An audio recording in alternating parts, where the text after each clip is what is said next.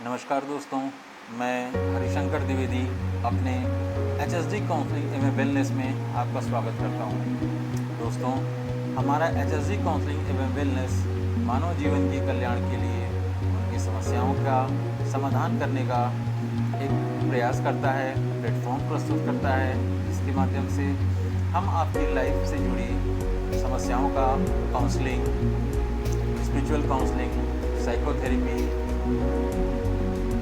Yoga, meditation, naturopathy आदि से द्वारा सॉल्व करने का, समस्याओं को सॉल्व करने का प्रयास करते हैं। दोस्तों, आज की वीडियो में हम फैमिली काउंसलिंग के ऊपर एक छोटा सा वीडियो लेकर के आए हैं कि फैमिली काउंसलिंग और फैमिली में आने वाली समस्याओं को कैसे सॉर्ट आउट किया जाए, कैसे इसका समाधान किया जाए।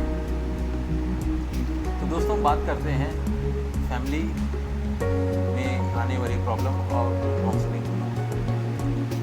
दोस्तों, हर परिवार में, परिवार चाहे 2 का हो, 4 का हो, 8 का हो, 10 का हो, जितने भी सदस्य होते हैं, कभी कभी ऐसा देखने में आता है कि आपस में अनबन हो जाता है, मनमुटाव हो जाता है, टकराव हो जाता है।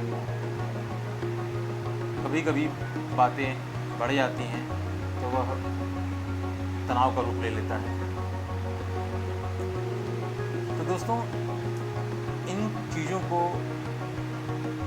रोकने के लिए या इन चीज़ों को कम करने के लिए क्या समाधान हो सकता है। तो दोस्तों, इसके पहले इसके पीछे का कारण हम समझें कि इसके पीछे का कारण क्या हो सकता है। आपने देखा होगा एक माँ जो अपने बच्चों से बहुत प्यार करती है।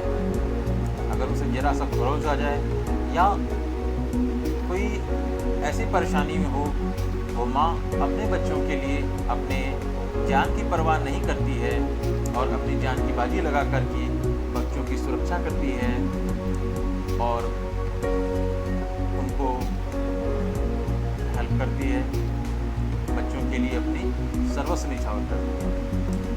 परंतु दोस्तों,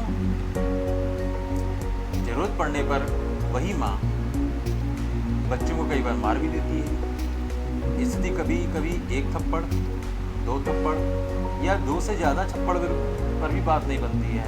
कई बार बच्चों की ज़्यादा पिटाई हो जाती है, बच्चे रोने लगते हैं जबकि बच्चों की बहुत गलती नहीं होती है।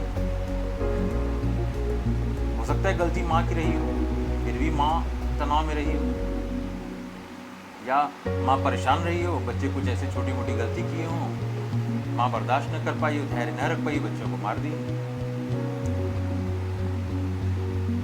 तो इसका मतलब ये तो नहीं है दोस्तों कि वो माँ अपने बच्चों से प्यार नहीं करती है या उसका बुरा चाहती है, ऐसा तो नहीं है। फिर इसी तरीके से एक बाप बेटे के रिश्ते को ले लीजिए। बेटा अपने कैरियर में कुछ और करना चाहता है, बाप उसे कुछ और बनते देखना चाहता है। अब बेटा और बाप में तनाव की स्थिति रहती है। बेटा बाप की नहीं सुनता है और बाप बेटे के ऊपर अपनी इच्छाएं थोपने की कोशिश करते हैं।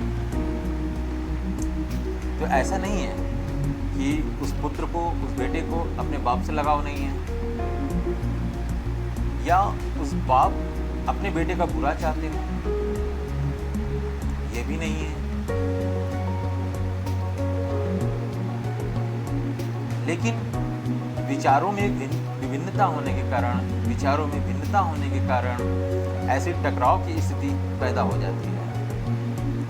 तो दोस्तों, जहां इतना लगाव, ममता और विश्वास होने के बाद भी ऐसी स्थितियां उत्पन्न हो जाती हैं, वहां पर जब 1 से ज़्यादा सदस्य, 2, 4, 5, 6, 8, 10, जब सदस्यों की संख्या ज़्यादा होती है, उनमें विचारों की भिन्नता भी ज़्यादा होती है। किसी एक विषय पर सभी लोगों के विचार भिन्न भिन्न हो सकते हैं।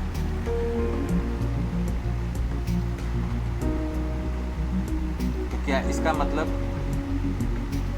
वो एक दूसरे का बुरा चाहते हैं? नहीं। अलग अलग परिवेश में सभी लोग आता है जाता है, अलग अलग दोस्तों के से संपर्क में रहता है, अलग अलग विचारों के लोगों से संपर्क में रहते हैं और उनके खुद के अपने अलग तरीके के विचार होते हैं। तो वो अपने विचारों के हिसाब से सोचते हैं किसी मुद्दे को लेकर के। सामने वाले जो परिवार के जो और सदस्य हैं वो अपने विचार के अनुसार सोचते हैं। कई बार एक राय बन जाता है और कई बार एक राय नहीं बन पाता है। जब एक राय नहीं बन पाता है तो टकराव की स्थिति उत्पन्न हो जाती है। तो दोस्तों, ऐसा होना आम बात है, सामान्य सा बात है। जब एक माँ अपने बच्चों को इतना प्यार करते हुए भी विदाई कर सकती है तो फिर यह तो परिवार है। परिवार में किसी भी विषय पर एक ऐसा विचारों में विभिन्नता होना स्वाभाविक सी बात है और टकराव भी होना एक आम बात हो सकता है। इसे कभी तूल नहीं देना चाहिए, बढ़ावा नहीं देना चाहिए और कभी माइंड नहीं करना चाहिए, ध्यान नहीं देना चाहिए और चीज़ों को एक कान से सुन करके और दूसरे कान से निकाल देना ये सबसे बेहतर विकल्प होता है। तो दोस्तों, और इसका क्या समाधान हो सकता है? दोस्तों, समाधान की बात करें, कुछ चीज़ों को, छोटी छोटी बातों का हमें ध्यान रखना चाहिए। जैसे अगर कोई छोटी मोटी गलतियां परिवार में करता है, हमें उसे देख करके भी अनदेखा करना चाहिए, नज़रअंदाज करना चाहिए, एक दो बार उसे समझा देना चाहिए, या अगर आपकी बात उसे बुरी लगती हो किसी और के माध्यम से समझाने का प्रयास करना चाहिए और बार बार उसी चीज़ को नहीं कहना चाहिए। बार बार किसी को उसी चीज़ के लिए अगर कहा जाए तो उसे सबसे बुरा लगता है, सबसे ऑड लगता है और वो आपको अपना न चाहते हुए भी दुश्मन मानने लगेगा।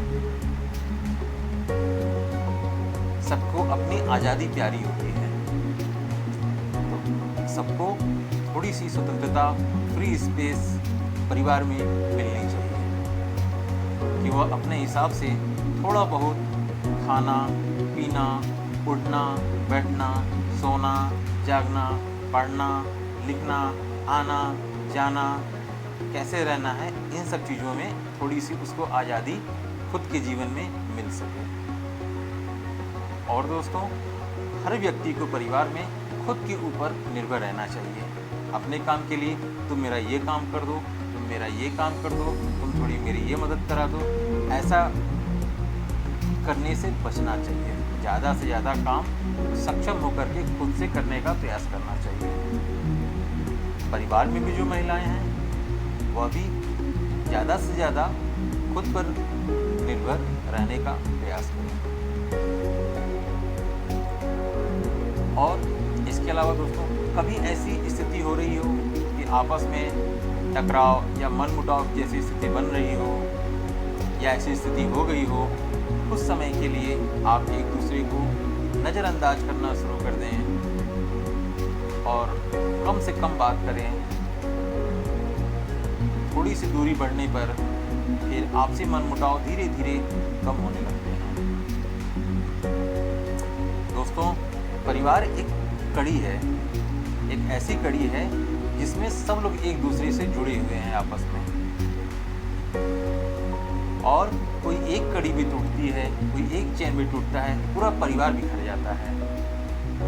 तो इसके लिए किसी एक के प्रयास से यह नहीं होगा कि ऐसी स्थिति हो, तो यह सम्मिलित प्रयास से, सभी के प्रयास से, और सबसे बड़ी चीज़ सामंजस्य, थोड़ा बहुत एडजस्टमेंट और सामंजस्य सबको रखना पड़ेगा, धैर्य रखना पड़ेगा, अपने गुस्से पर नियंत्रण रखना पड़ेगा और संयम के साथ आपसी तालमेल बना करके रहना पड़ेगा। बहुत सी चीज़ों को, गलतियों को देख करके भी अनदेखा करना पड़ेगा और इस तरीके से बड़े लक्ष्यों को, बड़े परिवार को एकजुट करके लेके चलने का कोशिश किया जा सकता है, प्रयास किया जा सकता है।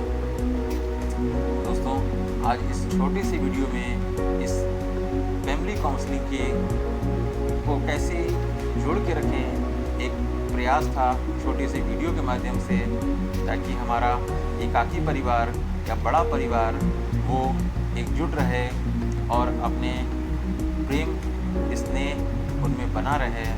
तो दोस्तों, आज के लिए इतना ही।